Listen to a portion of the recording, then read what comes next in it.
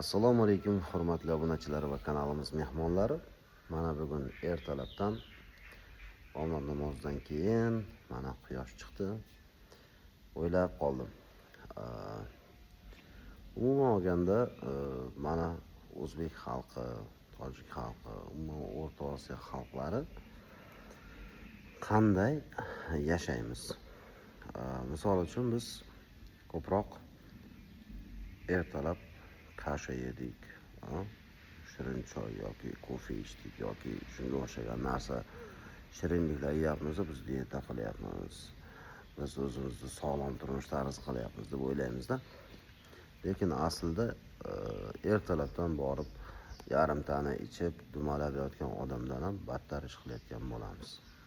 Sababi o'sha shirin kasha yoki bo'lmasa shirinlik ko'p iste'mol qilishimiz bizda jigarda hamma o'sha qon tomirlarni himoya qilish uchun jigar o'ziga o'sha hamma shakarni tortib olishi, jigarni tomirlarni qutqarish uchun harakati o'zini zararlanishiga olib keladi. Bu qanaqasiga bo'ladi? Endi faqat jigar o'ziga hamma shakar tortib olmaydi. U yerda insulin oshqozon osti bezidan insulin ajraladi, insulin to'qimaning ichiga olib kiradi, nimani shakarda. Undan tashqari jigarda bu shakar glikogen degan moddaga aylanadi. Yana undan ham ortib qolgani esa nima bo'ladi? Miyaga boradi, mushakka boradi, energiya vazifasini bajaradi. Undan ham ortib qolganicha shakarni qancha iste'mol qilaversak, ortib qolavergan shakar borgan sari jigarda yog'ga aylanadi. Mana qayerdan jirovoy gepatoz. Mana shu jigarni yog' bosishi, alkogolni bo'lmagan jigarni yog' bosishi degan tashxis paydo bo'ldi. Mana shu yaqin yillarda alkogolni bo'lmagan jigarni yog' bosishi. Bu ko'proq shakarni iste'mol qilishimizdan paydo bo'ldi. Ko'p shakar iste'mol qilishimizdan paydo bo'ldi. Hozirgi kunda juda ko'p shakar iste'mol qilinyapti.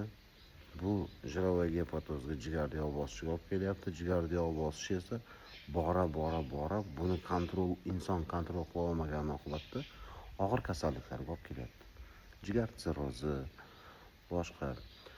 Xullas, maslahatim shakar, shirinliklarni kamaytirishingizni so'rardim. Agar shunaqa shirinliklarga o'ch bo'lsanglar, shirinlik tortmasligi uchun tvorog, xom tuxum, go'sht mahsulotlari, yer yong'oqli mahsulotlardan umuman yelli narsalardan yeyilsa, agar qarshi ko'rsatma bo'lmasa meditsinsk tomondan bo'ladi. Shirinlikni oldi olinadi. O'shanga tortish nima bo'ladi? Kamayadi. Shirinlikka tortish kamayadi. Demak, giyohlardan bemalol ko'chada o'sib yotgan sachratqa bor. Oddiy ariqda bo'yida o'sib yotibdi. Pожалуйста, sachratqani damlab ichinglar. Bir choy qoshiqni 200 grammga damlaysizlar, ichasizlar. Yoki bo'lmasam seylonskiy koritsa degan o'simlik bor. Seylon koritsasi, ya'ni seylon dolchini deyiladi. Pожалуйста, seylon dolchinidan qo'shib ichinglar. Rastarovshani aptekadan sotib olib ichmanglar.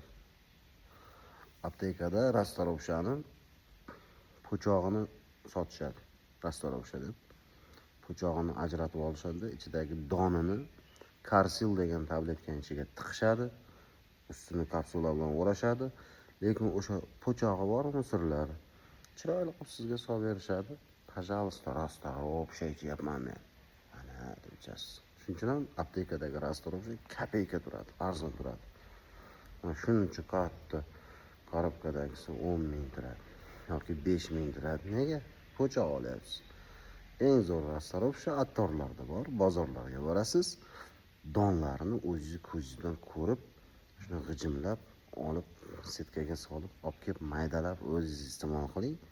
Jigaringizda yog'lar parchalaydi. Endi bu giyohlar ham hammasi bu konkretni bu решение demaymiz, lekin решение o'zingizning qo'lingizda. Sog'lig'ingizni o'zingiz asrang azizim.